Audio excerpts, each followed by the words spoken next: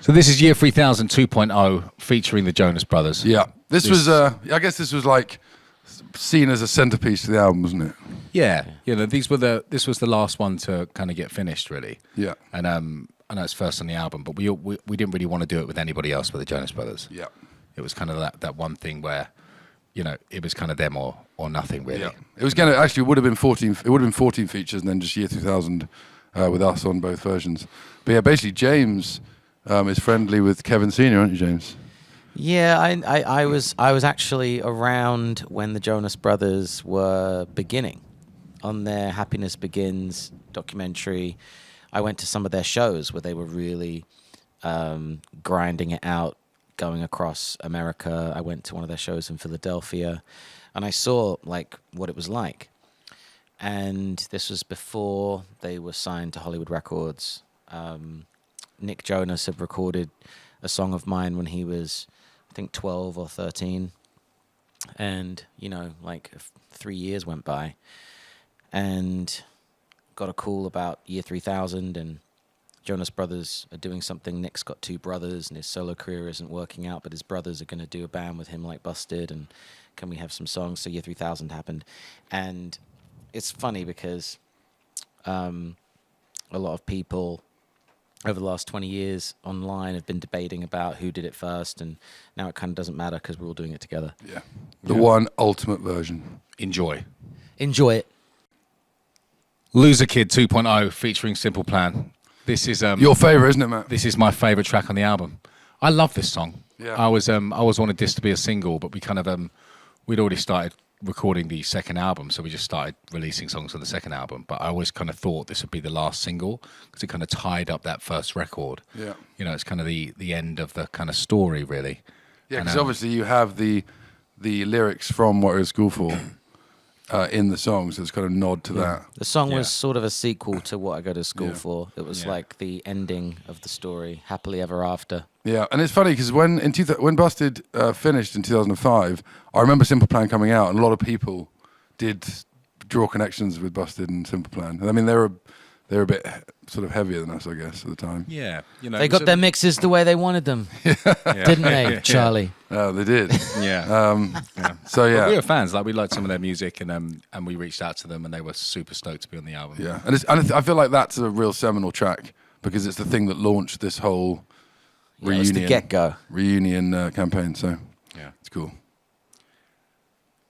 3 a.m. 2.0 with James Arthur. Yes, Wow. 3 a.m. So it's interesting. The night that I won The Masked Singer, a lot of people were sort of thinking that I was James Arthur on The Masked Singer, and I text James and said, it's funny, people are drawing comparisons, and we just sort of started chatting, and I actually chatted to him a lot over text over those few days, and just said to him, you up for doing it? And he was a big Buster fan, and he was really keen, and I think it's amazing, like.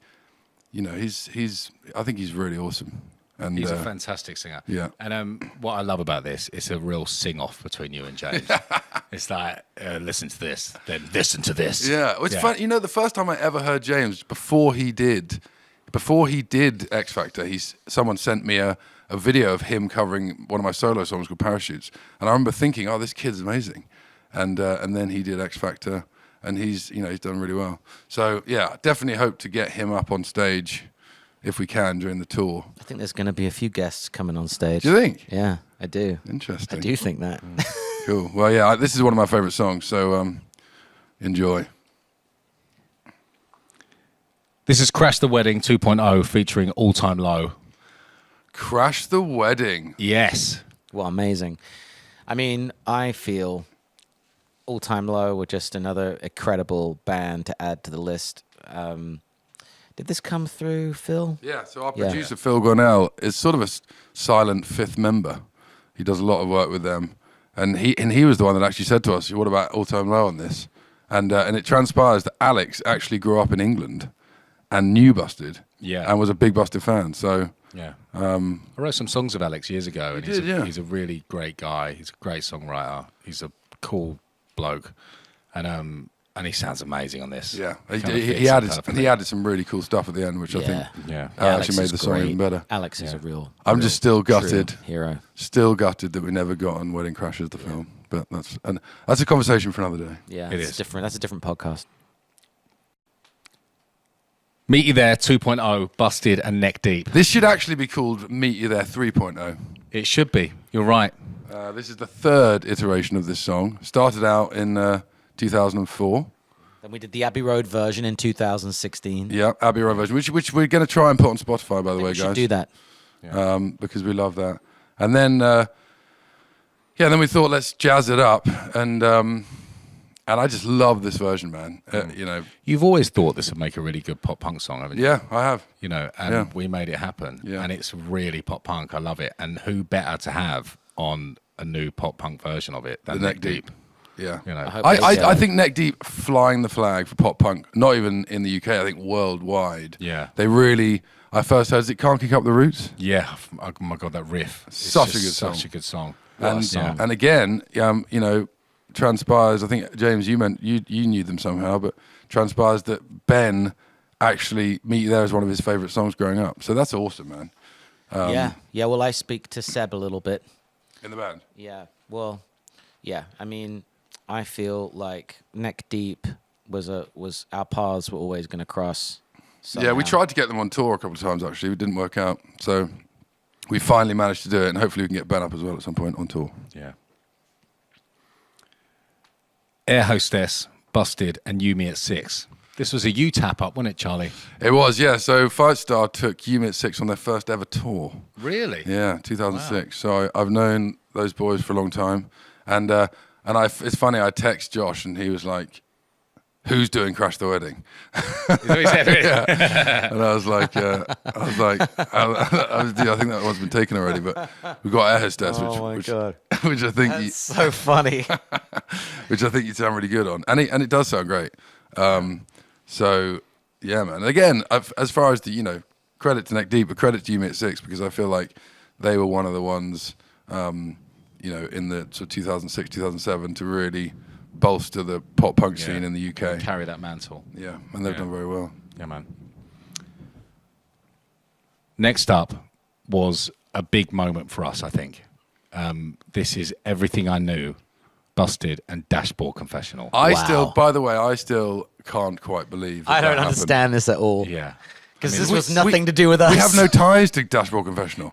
no connections No. whatsoever. This is a dream that has come true for us. Yeah, and this is Phil Gornell who produced the record. He knows.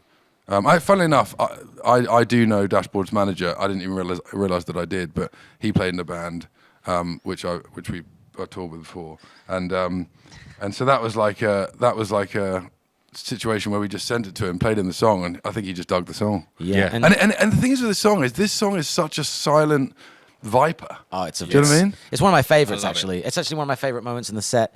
Also, I feel like there would have been some kind of conversation along the line between Chris and Brendan from Weezer. Oh, do they know each other? Yes. Oh, they because do. Because Brendan knew all about it. Interesting. And Brendan is always playing with them.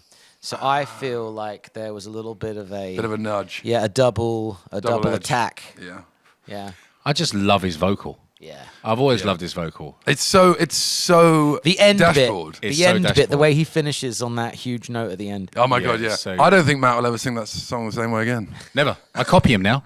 I do. I can't help it. I was so blown away by it. Like, I went to see Dashboard live, and it was one of the best gigs I've ever been I've to. never seen them. It was so fun. Like, it's literally like Kumbaya. Like, everyone's singing every word back at him. Yeah. And it's just such a kind of amazing experience. Wow. So we're stoked. We love Dashboard Confessional. We're really pleased we're on the album. This is What I Go to School For 2.0, Busted, and the Vamps. Now, Yes. this is basically our management also managed the Vamps. Yes. So this was an easy tap up. It was. This was like, come on, get the Vamps on. This and McFly were pretty straightforward. Yeah, We're pretty reaching the end straightforward. of the barrel now. This is where we're kind of coming down to the bands that we take for granted. We take all of our friendships with these bands for granted. Use Yeah. them. And we just use them. Use and abuse them. We can count on them whenever we need them. Yeah. Because, there will be consequences if it doesn't happen. But what's cool about this song is this was the first Busted song to really change. We changed this in 2016 and sort of updated it because it's actually quite different to the original. It's much more pop punk vibe. Yeah. And This kind of was the impetus, really, I think, for a lot of these kind of 2.0 kind Yes. of stylistically. I agree. You know, it kind of really, like, when we started to play it like this, it kind of made us go, oh, we can make all the songs like really fit us right now. Yeah. And this was the beginning of it. So hope you enjoy it. Also, Brad and Con came to my house to record the vocals, and they're super sweet dudes. So sweet. Awesome. Next up is Sleep With the Light on 2.0, Busted and Def Havana. This is another Charlie tap up. Yeah. Wow. Yeah, Def Havana. I've known them for a long time. Did some touring with them, and James has got a great vocal, man. And they're one of those bands that are real grafters. You know, they started off, and it took them a while to really break into the sort of mainstream UK scene, and then they start getting played on radio a lot. And really, really nice dudes. He's a great singer, great writer. So. Yeah, and he actually weirdly suits this song really well. Yeah. And I think this song is like, it's funny we're talking about this song. You know, we're planning to get Hanson up on stage to sing this with us, and it is kind of a country song. It is. Do you know what I mean? It's got that feel to it. Yeah, it's definitely, out of all of our songs, it's a little bit more versatile. I can imagine Luke Bryant singing it. Yeah, lots of people could. It's just a song. Yeah. This is a bit of a curveball. This is MMMBop 2.0, Busted and Hanson. I feel like James is the only one that should talk about this. James talk genuinely about Hanson. Go. a massive Hanson fan. Well, from the very get-go, when we were talking about people to open up for us on tour, I was flying the Hanson flag all the way. I knew how beneficial it would be to have a band like that on the road with us. They have all this history. They've been around longer than we have. Internationally, they're very recognized in Asia, in South America, all over the world, places where we're less familiar with. They have been. And I just think there's definitely, I think, a crossover appreciation. I think our fans really like them, so I was all about them. And when our manager suggested we should record MMMBop with them, I was like, absolutely. Anything Hanson, let's go. And so this is kind of amazing. And also, this is one of the songs when I started a band when I was 13 at school. This was the song. Yeah, this was the song that we would play over and over again.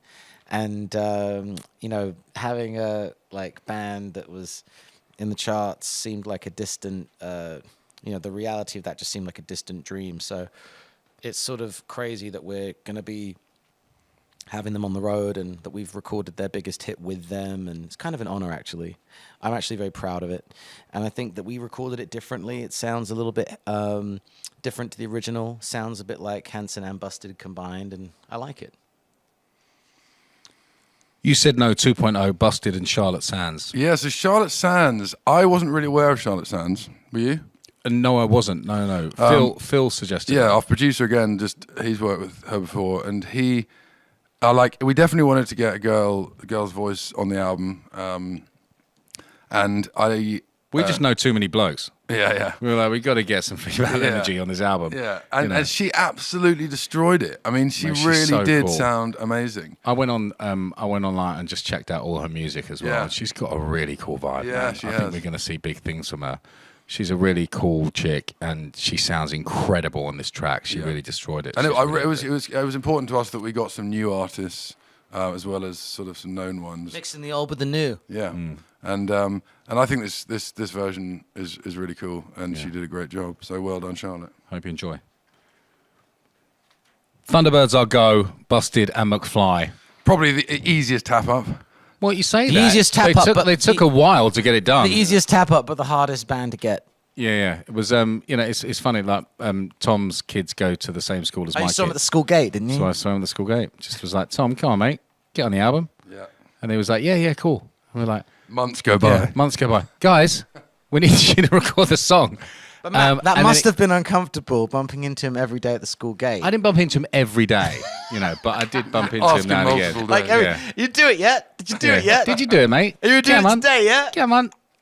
But I mean, what they've done, I think, is amazing. Yeah, and Danny messaged me like, because I hadn't listened to it for a few days because I was on holiday. But he said, "Have you heard my solo? Have you heard my solo?"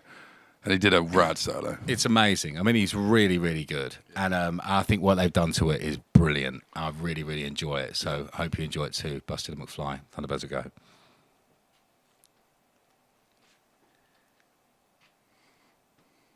This is She Wants to Be Me 2.0, Busted and Bowling for Soup. Yeah, so James is buddies with Jarrett, right, James? Yeah, we toured together in 2007 on the Get Happy tour, the very first one ever that they did.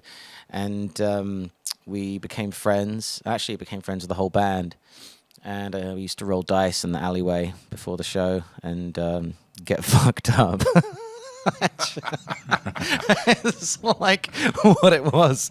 But like, but yeah, that was a messy tour. But we, kind of bonded over those memories. And I did a podcast with Jarrett like about a year ago, and there were grumblings of us doing this, and that was the first time I mentioned it. And Jarrett is such a good sport and a great artist, great vocalist. He's just got so much personality. He brings so much personality to the song.